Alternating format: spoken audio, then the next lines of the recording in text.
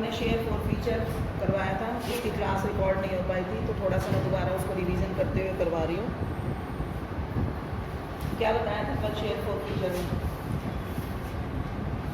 पूरी थी बस, है ना?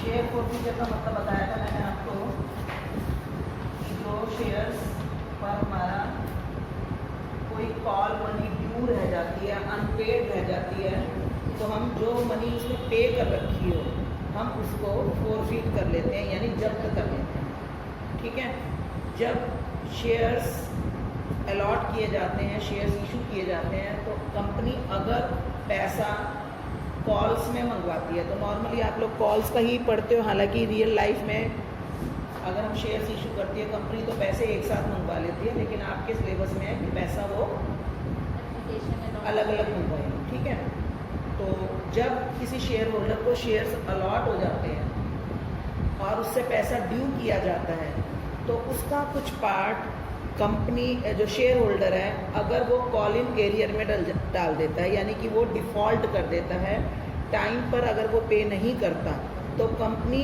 आफ्टर सेंडिंग सम नोटिसेस, कुछ नोटिस उसको भेज दिया, ठीक है, और कि आप पेमेंट कर दो, रिमाइंडर्स भेज दिए, और अगर वो रिमाइंडर्स के बावजूद वो पैसा नहीं देता, तो कंपनी क्या करती है, उस व्यक्ति का वो जो पैसा उसने एक्चुअली में भेजा हुआ है, भाई शेयर्स अलॉट हुए हैं इसका मतलब उसने पैसा तो भेजा है, चाहे वो सिर्फ एप्लीकेशन का भेजा हो या सिर्फ अलॉटमेंट का भेजा हो, जितना भी पैसा कंपनी को उसने भेज रखा है वो सारा पैसा फॉरफीट कर लेती है, यानी अपने पास रख लेती है और उसका नाम अपने शेयर होल्डर्स की लिस्ट में से हटा देती है, रिमूव कर देती है। और इसके बाद जो ये शेयर्स, उस व्यक्ति के जो शेयर्स बचते हैं, उन शेयर्स को वो री इशू कर सकती है। जैसे सेकंड हैंड सामान बिकता है ना, ऐसे ही सेकंड हैंड करके समझ लो वो शेयर्स, फॉरफिटेड शेयर्स को री इशू कर दिया जाता है। और री इशू करते समय जैसे सेकंड हैंड सामान कोई सस्ता बेचा जाता है, यानी कि जैसे कोई सेकंड हैंड चीज़ है, जैसे कोई मान लो आपने एक टीवी खरीदा या फ्रिज खरीदा जिसके ऊपर स्क्रैचेस लगे हुए हैं, ठीक है, तो कंपनी वो फ्रिज मान लो आता है मार्केट में 20,000 का, आपको 15,000 में दे रही है, तो आप क्या कहते हो घर जाकर कि मेरे को ये 15,000 20,000 की चीज़ 15,000 में पड़ गई। तो उसी तरह से जो ये रीइशूड शेयर्स हैं, सॉरी फॉरफिटेड शेयर्स हैं, जब रीइशू किए जाते हैं then they are sold at a lesser value than its face value. ज़रूरी नहीं है लेसर वैल्यू, वो डिपेंड करता है कंपनी की मार्केट में कैसी रेपुटेशन है।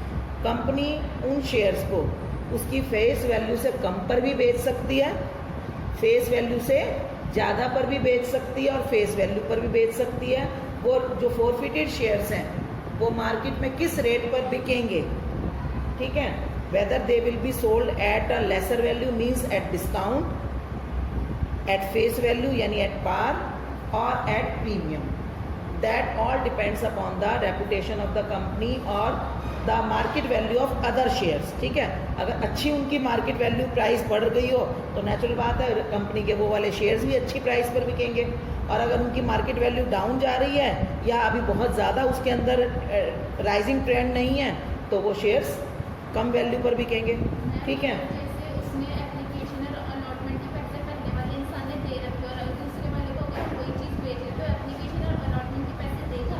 वो उसको ऐसे नहीं बोला जाएगा कि आप एप्लीकेशन और अलॉटमेंट के पैसे दो, उसमें तो कंपनी उसको सीधा ये कहेगी कि आपको हम ये शेयर इतने रुपए में देंगे और इसकी पेड अप वैल्यू ये मानेंगे। उससे ये नहीं कहेंगे कि आप एप्लीकेशन के पैसे दो, अलॉटमेंट के पैसे दो, क्योंकि अब तो वो शेयर्स मार्केट में ऑफर हो गए, ठीक है, कि हम जो है अपने फॉरफिटेड शेयर्स हैं उनको मार्केट में सेल करना चाहते हैं, तो वो सीधा एक लमसम प्राइस बताएंगे कि इस वैल्यू पर हम आपको शेयर्स देंगे। अब यहाँ पर एक बड़ा क्वेश्चन ये उठता है कि what is the maximum discount that a company can offer on its reissued shares. ठीक है, तो देखो इसमें सीधा सा, मैंने आप कल भी लॉजिक बताया था, सीधा सा लॉजिक ये है कि कंपनी को उन शेयर्स की फेस वैल्यू पूरी करनी है। As per companies act 2013 no company can issue shares at discount, मतलब कि कोई भी कंपनी अपने शेयर्स को डिस्काउंट पर इशू नहीं कर सकती, यानी कि अगर शेयर 10 रुपये का है तो कंपनी के पास उस शेयर से कम 10 रुपये या उससे ज़्यादा आ सकते हैं। ज़्यादा है तो वो सिक्योरिटी प्रीमियम रिजर्व में चले गए, कम आए तो वो अलाउड ही नहीं है। तो अब क्वेश्चन ये उठता है तो फिर वो रीइशूड शेयर्स को डिस्काउंट पर कैसे बेच रही है? ठीक है, तो वो रीइशूड शेयर्स को पब्लिक के लिए लगेगा कि वो डिस्काउंट पर बेच रही है, लेकिन एक्चुअली में कंपनी के पास उन शेयर्स की पूरी फेस वैल्यू आ जाती है। कैसे आ जाती है? उसे समझ लो दो शेयर होल्डर्स मिलकर दे रहे हैं, एक पहला जिसके शेयर्स कैंसिल किए गए और एक दूसरा जिसके शेयर जो है हमने जिसको बेच रहे हैं। ठीक है, अब मान लो पहले वाले शेयर होल्डर से हमने 4 रुपये ऑलरेडी रिसीव कर रखे हैं, तो हम दूसरे वाले को 10 रुपये का शेयर है तो दूसरे वाले को हम मिनिमम 6 रुपये में बेचेंगे। 6 रुपये से कम में हम बेच ही नहीं सकते।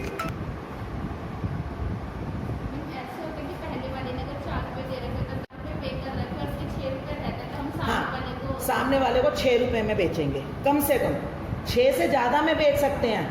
6 की बजाय हम 7 में बेच सकते हैं, 8 में बेच सकते हैं, 9 रुपये में बेच सकते हैं, 15, 20, 2 मतलब जितने मर्जी में बेच सकते हैं, पर 6 से कम नहीं बेच सकते। तो ये आपका एक MCQ क्वेश्चन भी आता है कि what is the maximum discount that can be offered at the time of री issue of forfeited share.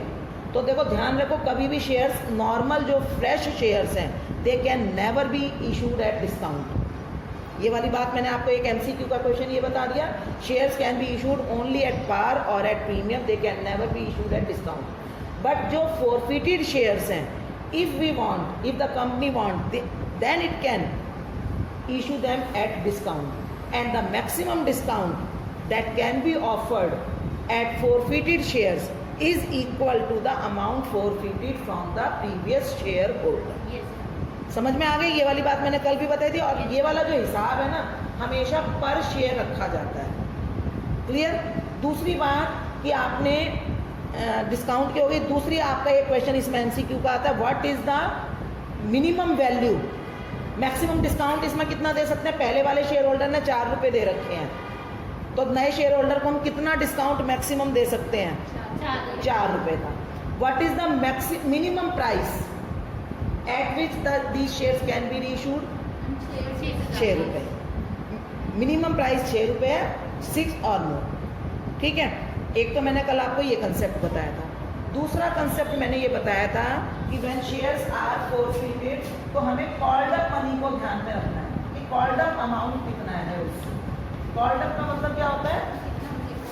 Company ने उनसे ड्यू कितना कर रखा है ना? ड्यू करने का मतलब क्या होता है?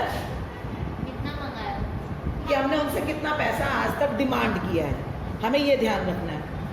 अब मान लो शेयर है 10 रुपये का, हमने उनसे अभी 8 रुपये मंगवाए थे। ठीक है, तो हमें 8 रुपये से ही शेयर्स फॉरफिचर की एंट्री करनी है, क्योंकि हमने उससे 8, आपको ध्यान है जब भी हम पैसे मंगवाते हैं क्या एंट्री करते हैं? ड्यू करने की एंट्री में क्या करते हैं हम? Share first call account debit to share capital, share allotment account debit to share capital, है ना? जब हम पैसा ड्यू करते हैं तो किसी ने भेजा या नहीं भेजा, हम अपनी शेयर कैपिटल को क्रेडिट करते हैं ना ऐसे ही। और जब पैसा आता है तो हम एंट्री करते हैं bank account debit call in arrear debit to share allotment. तो कॉल इन एरियर में कुछ पैसा चला जाता है, जो पैसा कॉल इन एरियर में गया अब हमें वही कैंसिल करना है, क्योंकि अब वो एरियर आने के चांसेस नहीं है। एरियर क्या होता है? जो पैसा हमारा आउटस्टैंडिंग है, ठीक है, जो पैसा हमने ड्यू कर रखा है बट अभी रिसीव नहीं हुआ, तो हमें वो कॉल इन एरियर को कैंसिल करना है। और जितना भी पैसा उस व्यक्ति के नाम से आज तक हमने शेयर कैपिटल में क्रेडिट किया था, हमें वही पैसा डेबिट करना है। समझ गए? तो हमें देखना कॉल्ड अप मनी उस व्यक्ति से। अगर फुली कॉल्ड अप हो, 10 रुपये का शेयर है, फुली कॉल्ड अप है, तो आप क्या अमाउंट से करोगे डेबिट? 10 रुपये का शेयर है, उसे आपने फॉरफिट करना है, उसे आपने कैंसिल करना है। फॉरफिट करना मतलब उस शेयर कैपिटल को कैंसिल करना है। तो बताओ आप कितना अमाउंट दोगे? क्या लिखोगे यहाँ पर? 10 रुपये या 8 रुपये या 7 रुपये? 10 रुपये। फुली कॉल्ड अप में पूरे 10 रुपये। 100 रुपये का शेयर है, फुली कॉल्ड अप है तो 100 रुपये। 10 रुपये का शेयर है, 7 रुपीज़ कॉल्ड अप है, 7 रुपये। 10 रुपये का शेयर है, 5 रुपये कॉल्ड अप है, 5। ठीक है, यानी कि आपने कॉल्ड अप अमाउंट से तो करना है शेयर कैपिटल को डेबिट।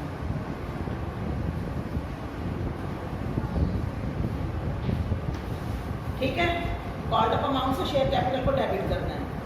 अगर जो ये वाला शेयर है जिसको हम फोरफीट कर रहे हैं, अगर वो इशूड एट प्रीमियम हो तो क्या करेंगे? उसमें देखो, अगर शेयर जो हम फोरफीट करने जा रहे हैं, if it had been issued at premium, तो हम ये देखेंगे कि प्रीमियम मंगवा लिया, मंगवाया था, उसने भेज दिया या नहीं भेजा। मंगवाया था, अगर मंगवाया ही ना हो अभी, फिर तो कोई प्रॉब्लम ही नहीं है। प्रॉब्लम कहाँ आई? जब हमने उसके नाम से प्रीमियम ड्यू कर दिया। फिर हमें देखना है कि वो प्रीमियम आया या नहीं, रिसीव हुआ या नहीं हुआ। अगर रिसीव हो चुका है तो उसको भूल जाओ। समझ गए मैंने क्या बोला? कि मैंने उससे पैसे मंगवाए थे, आ गए तो भूल जाओ, नहीं आए तो यहाँ पर लिख लो। समझ गए? खा पी लिया, हजम, नहीं अभी आया तो अभी तो हमें उसकी ज़रूरत है। तो हमने यहाँ पर सिक्योरिटी प्रीमियम रिजर्व को देखना है कि हम उसका क्या करेंगे। समझ गए? क्या बताया मैंने? सिक्योरिटी प्रीमियम रिजर्व को डेबिट कब करेंगे बताओ? When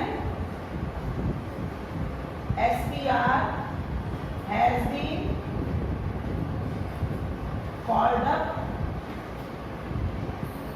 but not received या sent by the defaulter, but not sent by the defaulter। ये चीज समझ में आई? मैं क्या बोल रही हूँ ये वाली बात? अगर आपको आज से SPR मंगवाया गया था लेकिन आपने उसको रिसीव कर लिया, फिर तो उसको भूल जाओ। और SPR को आपने रिसीव नहीं किया तो वो भी डेबिट कर दो। ठीक है?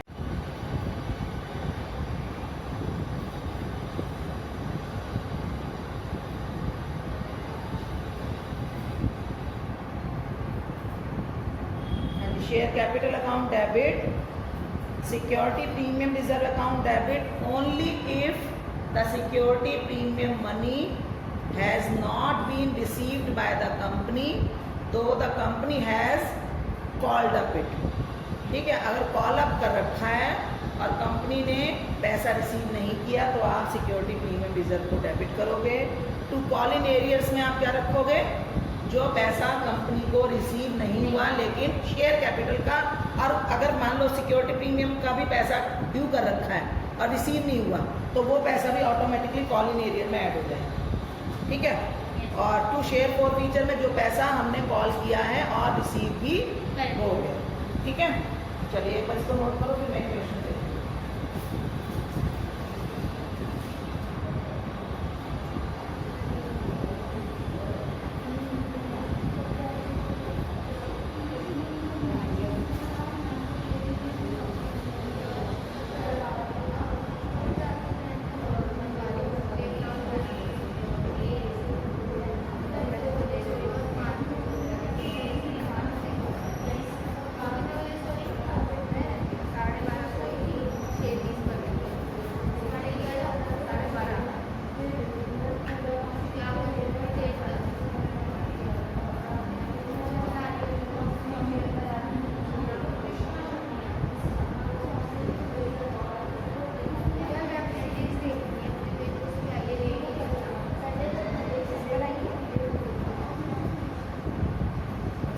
अच्छा चलिए, ये वाले जब शेयर्स हमारे फोरफीट हो जाते हैं उसके बाद ये शेयर्स री इशू होते हैं, है ना? अब मेन कहानी हमारी री इशू की। अब री इशू के टाइम मैंने आपको क्या बताया कि हमें डिस्काउंट देना है मैक्सिमम उतना जितना इसमें पैसा है, इससे ज़्यादा हम डिस्काउंट दे ही नहीं सकते। तो हमें क्वेश्चन में ध्यान रखना है कि शेयर्स को बेचने की टर्म्स क्या हैं। री इशू के टाइम कंपनी ने क्या कहा है? कई बार कंपनी कहती है, जैसे मान लो कंपनी ने कहा री इशूड एट ₹4 पर शेयर, ठीक है, 7 पेड अप। इसका क्या मतलब हुआ? 4 मतलब मैं 4 फीचर वाले थे जो उसने पे 4 पे 4 क्या 4 रुपये? मैम जो 4 फीचर वाले 4 रुपये जो पहले वाले ने पे कर रखे थे तो वो मैम उन्हें नहीं पे करने सारे उस पे करेंगे। नो, 7 जो है 7 पेड अप है जो 4 में हम बेच और सही एक बिल्कुल इजी लैंग्वेज बताओ। इजी लैंग्वेज है, 7 रुपए की चीज 4 रुपए में बेच रहे हैं, 4 रुपए तुम दे दो, 3 रुपए हम भर लेंगे। अच्छा। समझ में आ गया? 7 रुपए की चीज 4 रुपए में दे रहे हैं, 4 रुपए तुम दे दो, 3 रुपए हम इसमें से निकाल लेंगे। बाकी के 3 रुपए, अगर 10 रुपए का शेयर है, 3 रुपए बाकी के आपसे बाद में लेंगे। समझ में आ गया? Sold at ₹6 per share, fully paid up. 10 रुपए का शेयर है, 10 रुपए का शेयर है, 6 रुपए में बेच रहे हैं। अब इसका मतलब क्या है? एक तरह से कंपनी क्या कह रही है शेयर होल्डर को, ये 10 का शेयर है, आप 6 रुपए दीजिए। 6 रुपए आप दे दो, 4 हम कहाँ से निकाल लेंगे? 4 फीचर। 4 फीचर में। पर 4 फीचर में 4 रुपए होने चाहिए उस शेयर के। समझ में आ गया? समझ में आई बात? डिस्काउंट कितना दे रही है कंपनी इसमें? 6 रुपए का share, sold reissued at ₹6 per share, 10 paid या फुली पेड अप। कंपनी कितना डिस्काउंट दे रही है इसमें?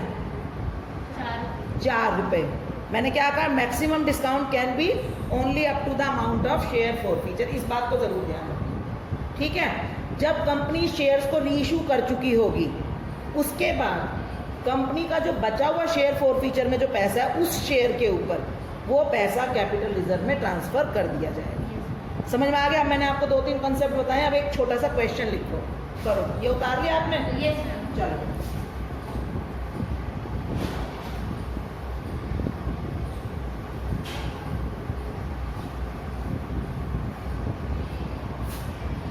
कंसेप्ट है, देखो क्वेश्चन है, मैं सिंपल फैक्ट दे रही हूँ। 4 फीटेड 200 shares for on which final call of ₹2 per share had not been done,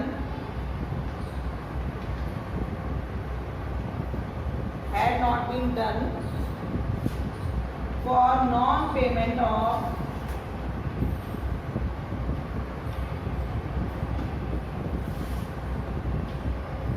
first call of ₹3 per share। ठीक है? These shares were reissued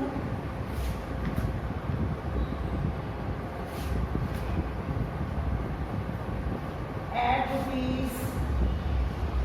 ₹6 per share, 8 paid up,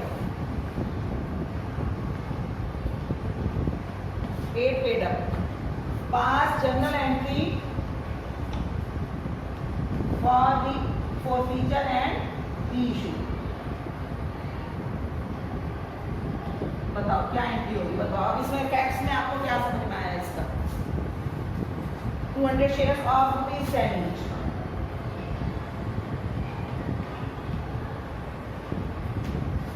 हाँ जी, बताओ क्या समझ में आया इसका?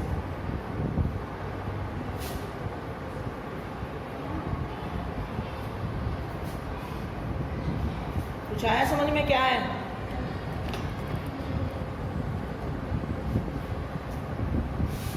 देखो 200 शेयर है, ठीक है?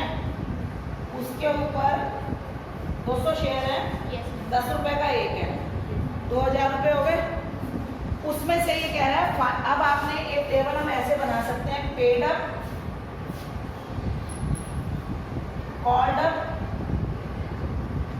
And uncalled.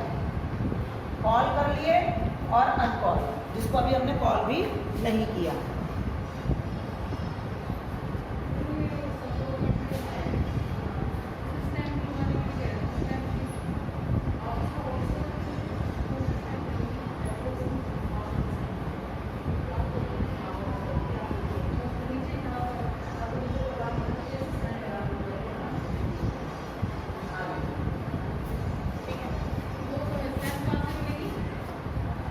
लता से पूछ लो, ठीक है? या मैडम की ड्रॉर में होगी शायद।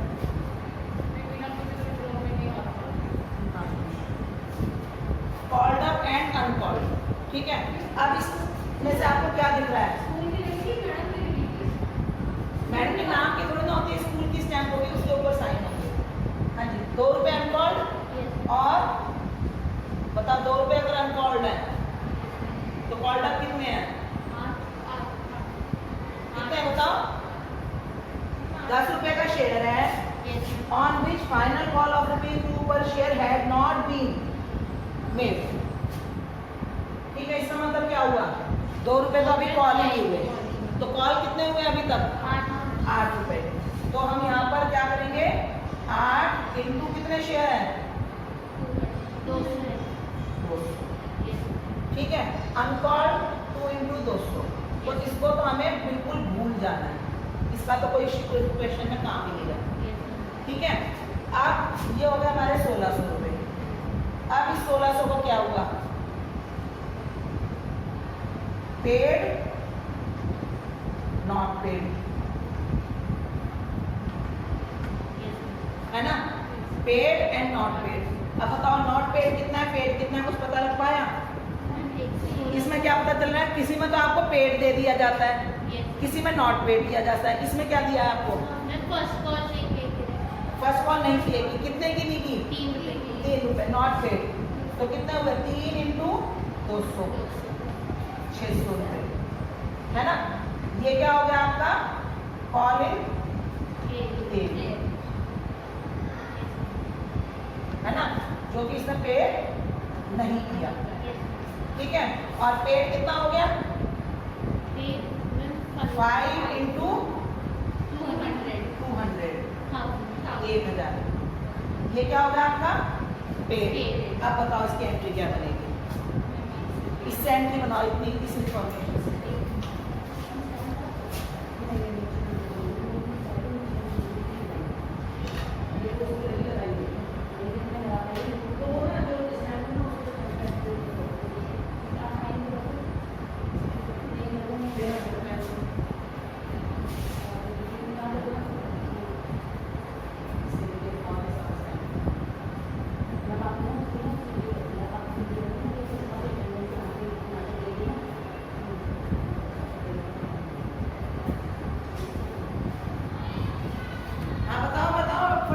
बताओ मैंने क्या कहा था? मैंने क्या कहा था? अब अनकॉल्ड को तो भूल ही जाओ, सिर्फ कॉल्ड अप से आपको एंट्री करनी है। बताओ क्या एंट्री होगी? शेयर। अब देखो इसकी एंट्री क्या बनेगी? Share capital account debit. कितना? 1600, है ना? उनको तो मैंने कहा भूल ही जाओ। सिक्योरिटी प्रीमियम रिजर्व जरूरत ही नहीं है, क्वेश्चन में है ही नहीं। फिर कॉल इन एरियर कितना? 600। ये समझ में आ गया? 2 शेयर फॉर फीचर बन गई ना एंट्री? बहुत बढ़िया। चलो अब आगे भी एंट्री बताओ कि ये शेयर्स रीइश्यूड हुए। बताओ कैसे, क्या कह रहे हैं ये? These shares were issued at ₹6 per share, 8 paid up। मतलब क्या कह रही है कंपनी? 8 का शेयर 6 में बेचा। इसका मतलब क्या हुआ? 2 रुपए हम देंगे। कहाँ से देंगे? फोरफीचर में से। क्या ये 2 रुपए दे सकते हैं? दे सकते हैं, क्योंकि 5 रुपए फोरफीट कर रखे हैं शेयर में, तो 2 तो दे ही सकते हैं ना। अब बताओ एंट्री क्या होगी इसकी? ये आपने नोट डाउन कर लिया सारा? इसको नोट डाउन किया ना? ठीक है, अब इसमें नेक्स्ट एंट्री बताओ, ब्लैक बोर्ड पर दे दो। नेक्स्ट एंट्री बताओ क्या होगी?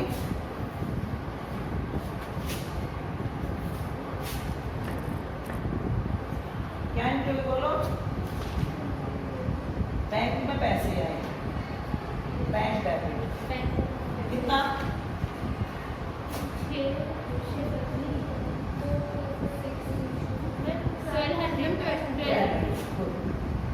ठीक है, शेयर फॉर फीचर डेबिट बताओ कितना?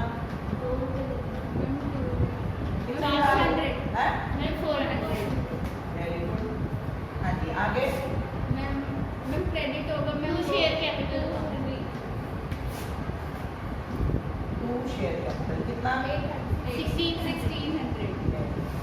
ठीक है, अब एक एंट्री और है अभी। यस मैम, रिजर्व पे ट्रांसफर। ये एंट्री क्या है, इसकी नोटेशन क्या फॉर रीइशू और शेयर्स, शेयर्स रीइशू, यस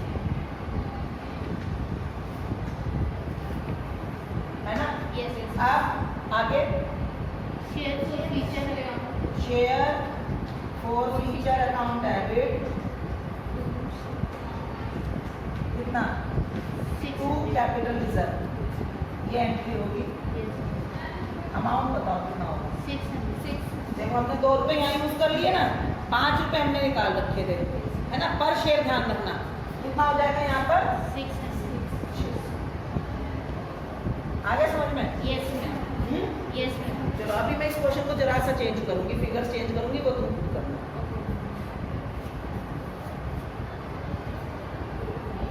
इसकी नरेशन क्या है, for transferring the balance of forfeiture account to capital,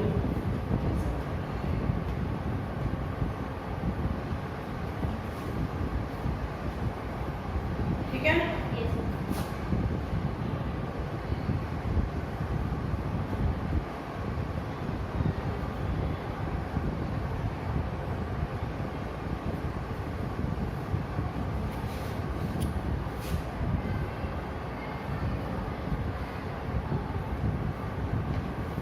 करें जरा सा चेंज, क्वेश्चन में उतार लिया सबने, नोट डाउन कर लिया। चलिए जरा सा चेंज करते हैं हम, 100 शेयर्स बस, बाकी क्वेश्चन सारा सेम, बाकी पूरा क्वेश्चन सेम है। जो शेयर्स रीइशूड थे ना, यस मैंने 20 शेयर्स लिख रखा था ना, अब इसको मैंने कह दिया 100 शेयर्स वर रीइशूड। इसका मतलब क्या हुआ मैम, 100 कि सारे फॉरफीट तो 200 हुए, लेकिन हमने केवल 100 शेयर्स जो है रीइशू हुए हमारे, सारे नहीं लिखे। अब बताओ कहाँ चेंज आएगा, क्या इस एंट्री में कोई चेंज आएगा, ये तो यही रहेगी। इस एंट्री में बताओ क्या चेंज आएगा। 600 रुपये हो गया बैंक अकाउंट। बैंक में कितने होंगे, 600। 100 शेयर्स बेचे 6 रुपए पर शेयर, तो ये 600। अब 100 शेयर है, 2 रुपए वो कंपनी दे रही है, 200। अब यहाँ बताओ क्या है, बताओ यहाँ क्या है, 800। मैंने माइनस करने के लिए तो तुम्हें बोला ही नहीं, तुमने कैसे माइनस कर दिया। मैं तुम्हें बात, मेरे को पता था यहाँ पर आप मिस्टेक करोगे। मैंने आपको क्या कहा है, आपने ये देखना जो शेयर फॉरफीट हो गए थे उनमें से जो रीइशू हुए हैं उनका कितना पैसा बचा।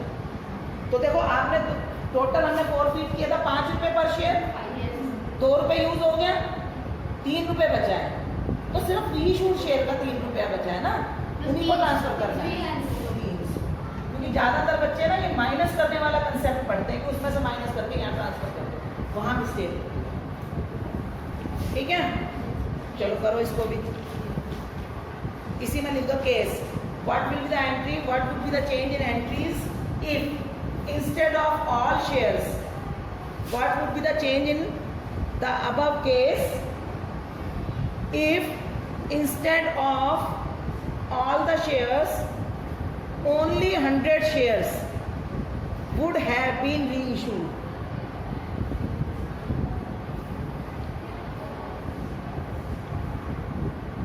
तो क्या होगा, first entry same, second and third entry करो।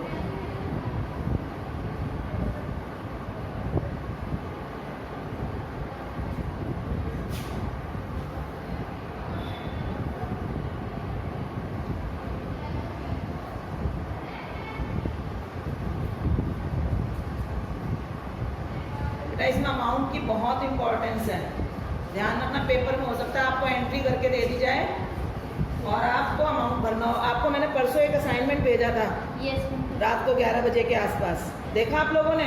क्लासरूम ऐप पर असाइनमेंट भेजा है, उसमें इस टाइप की एंट्रीज हैं। मैंने शेयर फॉरफीचर की एंट्री उसमें नहीं दी है अभी मैंने आपको शेयर इशू तक की एंट्री दे रखी है। फॉरफीचर की एंट्री वाला असाइनमेंट में एक फुल फ्लैश असाइनमेंट और भेजूंगी आपको, तो उसमें भी मैंने, आपने देखा होगा मैंने कुछ एंट्रीज आपको करके दे दी हैं जिसमें आपको अमाउंट डालने हैं। एक मैंने 2 आपको बड़े बड़े केस दिए हैं जिसमें आपसे अलग अलग पूछा है what is the amount received on allotment, what is the amount. तो वो क्वेश्चन जरूर करना, इनकी प्रैक्टिस जरूर करना, क्योंकि इस चैप्टर में से इस टाइप के ही क्वेश्चंस मेनली आएंगे। ठीक है,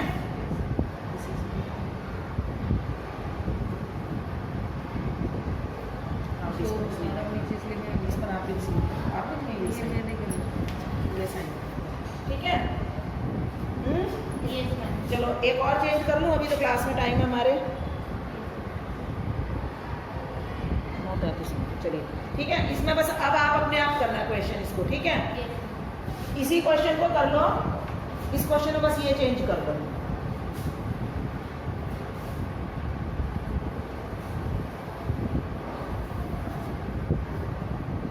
शेयर्स ऑफ ₹10 ईच, चलो ये भी लिखा ही है, of ₹10 each fully called up. आप बताओ इसमें क्या होगा। तो मैम इसके अंदर 10 रुपीज पूरे ही दे दिए उसने। यहाँ पर पूरे 10 रुपीज हो जाएंगे 2000। यस। यहाँ पर कॉलिंग एरिया कितना हो जाएगा। मैम एक भी नहीं होगा। फुली कॉल्ड अप है बेटा, बट हैड नॉट बीन। अच्छा। ये लाइन तो है ना, fully called up for non payment of first call.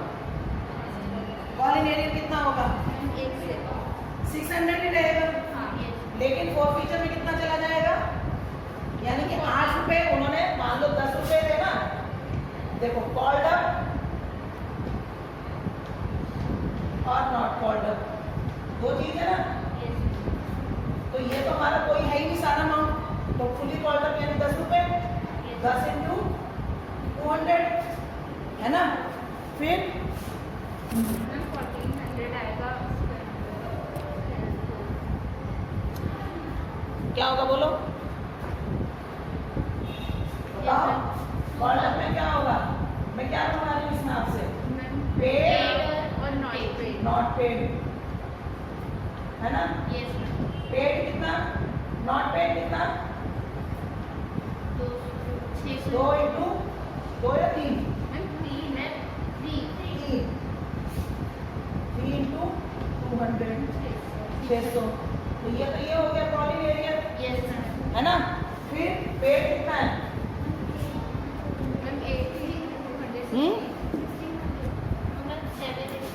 Paid कितना बताओ, 7 × 200, 1400। हालांकि ये इतनी, अब आप वैसे नहीं तो हम यहाँ पर लिख देते हैं ना, तो एक चीज़ अगर हमें सही से पता हो, 2 चीज़ें, तो हम तीसरी चीज़ तो वैसे भी निकाल सकते हैं। 2000 × 600, ये हो गया हमारा 600। ये मैं वैसे माइनस करके भी कर देती, लेकिन मैं आपको माइनस करके नहीं सिखाना चाहती, मैं चाहती हूँ आपको पूरा कंसेप्ट पता हो, क्योंकि पेपर में क्वेश्चन आपके कंसेप्ट पर आएगा। आपको ये नहीं इजी सॉल्यूशन नहीं चाहिए, you should know about the concepts, ठीक है। तो अब आपको मैं फिर कुछ क्वेश्चंस दूंगी, असाइनमेंट सेंड करूंगी, उसको करना। और ये जो मैंने परसों असाइनमेंट भेजा था उसको ज़रूर कर लेना, नहीं तो आप लोगों की प्रैक्टिस इस चैप्टर की नहीं हो पाएगी, ठीक है। चलिए।